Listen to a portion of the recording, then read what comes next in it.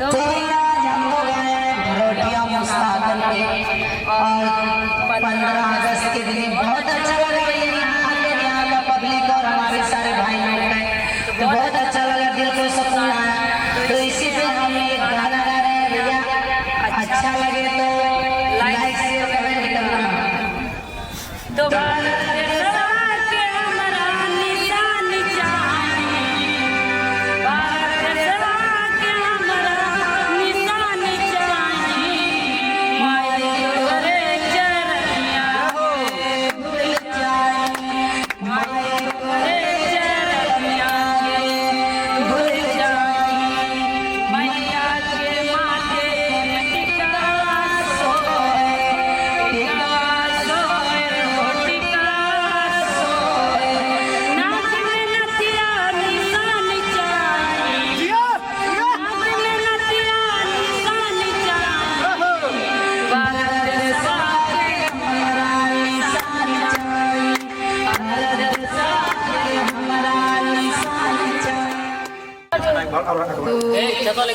सबसे